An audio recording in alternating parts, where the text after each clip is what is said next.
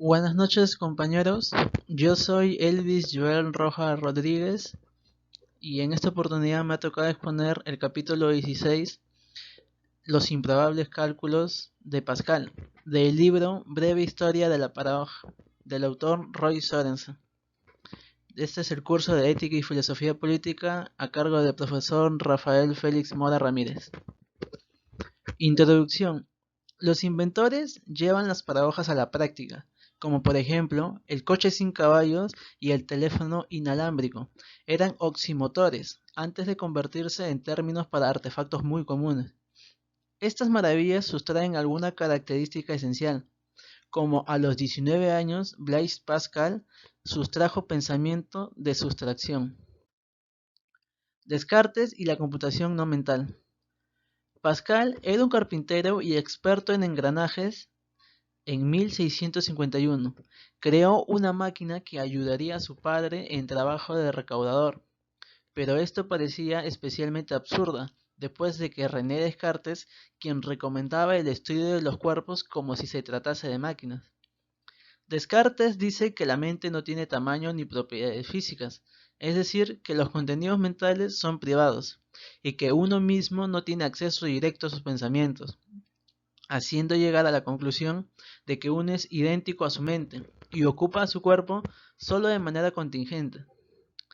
Descartes iba al depósito de cadáveres para encontrar el punto en el que interactúan la mente y el cuerpo, descubriendo que el cerebro era simétrico, con la excepción de la glándula pineal, deduciendo de que este es el punto donde se llevaba a cabo la interacción, y él esperaba de que este descubrimiento ayudara a Johannes Kepler en óptica, ya que éste había demostrado que la imagen de la retina estaba invertida con el mundo físico.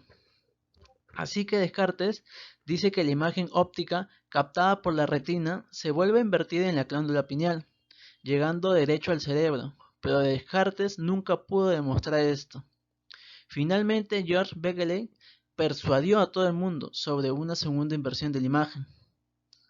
Y Descartes se puso a pensar en cómo sería si un hombrecito estuviera dentro de nuestra cabeza y cómo viera este al mundo. También incluso vio a través del globo ocular de un buey y comprobó que sí era invertida la imagen que llegaba a la retina. Pues esto es un ejemplo de la paradoja suscitada por experimentos y resuelta mientras el análisis conceptual.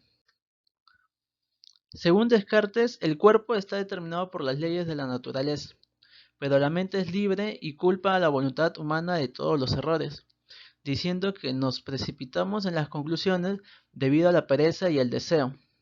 Con esto Descartes dice que debemos estar avergonzados, porque la bondad divina nos dio los recursos para determinar la verdadera naturaleza de la realidad.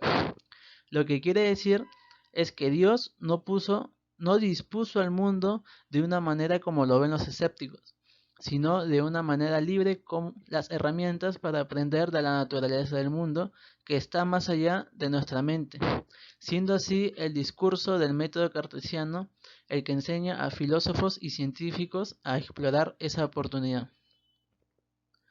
En las meditaciones, Descartes se esfuerza por probar todo esto a partir de un fundamento indudable. Si puede probar que Dios existe, entonces probará que puede conocer al mundo exterior. Pero hasta que no pruebe eso, Descartes solo puede usar datos disponibles hasta su conciencia inmediata. Pero llega a decir que Dios es como una huella infalible del propio Dios. Ya que Descartes es un ser finito, no puede obtener la respuesta de él, ni tampoco de la suma de dos ideas finitas, como un unicornio, que es caballo más cuerno. Tampoco puede venir de la resta de la infinitud, porque la infinitud no es la sustracción de la finitud. Luego que la idea de que Dios viene del propio Dios, y Descartes emplea la prueba ontológica de San Anselmo. Dios es el mejor ser concebible. Es mejor existir que no existir, por lo tanto hay que concebir a Dios como existente.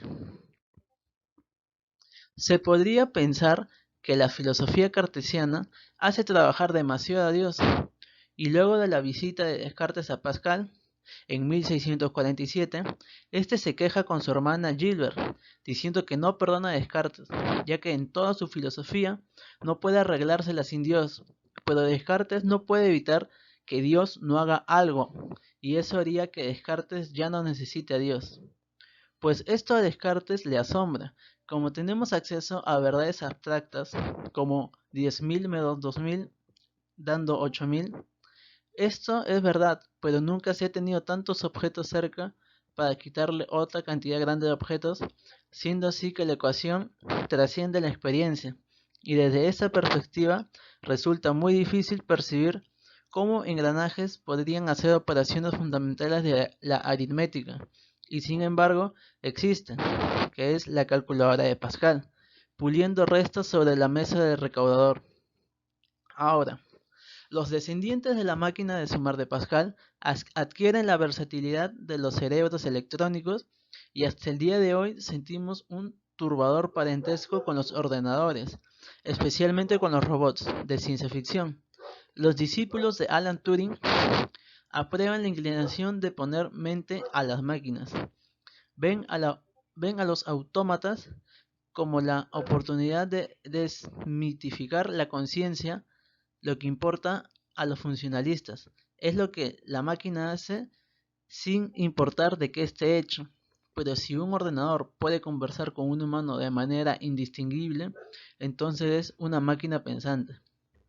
Los que tienen una simpatía tenaz por Descartes piensan que el comportamiento de Turing es refutada por la posibilidad de los zombies, dado que los zombies no son conscientes, pero pueden hacer cualquiera de las cosas que pueda hacer su homólogo con su mente. Los funcionalistas replican que nuestra imaginación no es una buena guía para elucidar lo que es posible, como por ejemplo la calculadora de Pascal. Un engranaje con 3 ruedas no gira, pero uno con 4 sí gira. Eso es a simple vista, pero lo que pasa en realidad es que con 4 ruedas el bloqueo es muy sensible y por eso gira, y no tiene que ver con el número par o impar de engranajes. De igual manera, los funcionalistas pueden insistir en que necesitan algo de teoría para corregir la impresión de que un equivalente funcional de uno mismo puede carecer de conciencia. Experimento sobre la nada. En la visita de Descartes, Pascal intentó convencerlo de que el vacío existe, pero él creía que la realidad era un plenum. Entonces Pascal comenzó a pensar sobre el vacío. Cuando escuchó la noticia del experimento de Evangelista Torricelli con un barómetro, que consistía en poner un tubo de mercurio al revés dentro de un recipiente con mercurio, la pregunta que se hacían era cómo el mercurio se mantenía suspendido en el tubo, pues el espacio vacío era materia enrarecida e invisible, ya que creían que la naturaleza odia el vacío. Pascal decidió hacer un experimento con su hipótesis del vacío, y la conclusión fue que no había nada agarrando al mercurio. El espacio vacío, como sabemos, que causa muerte, entonces si entra al vacío sin protección, le hierve la sangre, pero no por caliente, sino porque el vacío no ejerce presión sobre el cuerpo. ¿Pero qué causaría la muerte? ¿La nada? ¿El mismo espacio? ¿O se deberá suspender el requisito de que los efectos tengan causas? Los físicos ni los filósofos no han contestado con éxito estas preguntas, pero los filósofos sienten más comodidad con el vacío, pues lo consideran parte básica del universo. Estos se mueven con menos comodidad, por sentido común. La estrofa de Aire bajo mis alas de Bette Midler está llena de gratitud a una amiga que ayuda desinteresadamente a la cantante, pero gracias a Pascual, la aerodinámica sabe que el vuelo es debido al vacío, que se forma sobre las alas en movimiento. La estructura del desorden. Las leyes que regulan el vacío parecen imposibles, porque no hay nada que regular y el azar también parece resistirse a las leyes. La aleatoriedad es la ausencia del orden y a Pascal le parecía muy estimulante la tensión conceptual en su discurso a la Academia de Ciencias parisina. concluyendo en ese discurso que la ciencia de la incertidumbre del azar tiene como título la geometría del azar. Pausanias menciona un cuadro pintado por Polígnoto en el siglo V a.C., que muestra a Parlámedes y Térsites jugando a los dados. Pero según las tradiciones griegas, Parlámedes inventó los dados durante la batalla de Troya. Pero en sí, los dados tienen su origen en la primera dinastía de Egipto, los artilugios del azar, hechos con huesos simétricos de animales que se remontan al Paleolítico. A pesar de toda esta historia larga, el primer libro de los dados fue publicado en 1663, y 100 años después Cardano aborda el conflicto en dos dados, ya que la suma de los dos números en cada dado daba con frecuencia el número 10 y el número 9. Pero dedujo que el que saldrá con más frecuencia será el 9, ya que tiene 4 permutaciones y el 10 solo tiene 3. Para un lector moderno, ese problema es muy fácil para ser considerado paradoja. Sin embargo, con la definición de paradoja de 1616, se concluye que algunas paradojas dejan de serlo y se convierten en ortodoxia. Es decir, antes esto era paradoja, pero con el tiempo ha llegado a demostrarse. Shakespeare, en su libro Hamlet. Aquellos que no distinguen entre combinaciones y permutaciones se encontrarán desconcertados con el problema de los dados, y hará falta un Cardano que les ayude. Concluyendo con esto, Cardano hizo un horóscopo que predecía el día de su muerte, y cuando ese día llegó alcanzando a Cardano, se mató, para no ver falsada su predicción. El problema de Monty Hall. Recordando el programa de televisión Hagamos un trato, presentado por Monty Hall, el concursante tenía que escoger una puerta de un total de 3 y ganaba el premio que hubiera detrás de esa puerta. Y detrás de esa puerta siempre había algo valioso. Y en las otras dos había una cosa insignificante, como por ejemplo una cabra. Pero cuando escogías una puerta, Monty abría una de las otras dos al azar que no escogiste, enseñándote el premio insignificante, dándote la opción a cambiar de puerta si lo deseabas. Pero acá es donde aparece la pregunta: ¿el concursante debía cambiar de puerta? En la columna titulada Pregúntale a Marilyn, de la revista Paradigm, Marilyn nos aconsejaba siempre cambiar de puerta, por lo que muchos matemáticos la reprendieron, pues aseguraban que habían cometido una falacia. Pero Marilyn sí tenía razón en que debían cambiar su elección de puerta, porque al hacer un análisis de probabilidades bien amplio, estas aumentaban si cambiabas de puerta, aunque hagan caer en una paradoja, dando así de que algo sea probable no lo hace verdadero. Como ilustra la paradoja del circunnavegante, los sistemas de división intelectual de trabajo pueden cambiar en una sociedad que no valore a los profesores de estadísticas. El problema de Monty Hall se considera una paradoja, y lo mismo sucederá con los problemas de dados resueltos por Cardano. La paradoja de la división. El taur francés Chevalier de la Mer inició a Pascal en la paradoja de la división. Supóngase que dos jugadores acuerden que quien gane más de 6 manos ganará todo el premio, y al cabo de un tiempo el juego se interrumpe, y cuando el primer jugador ganó 3 manos y el segundo 5 manos. ¿Cómo se puede dividir el premio de forma justa? La cuestión había sido discutida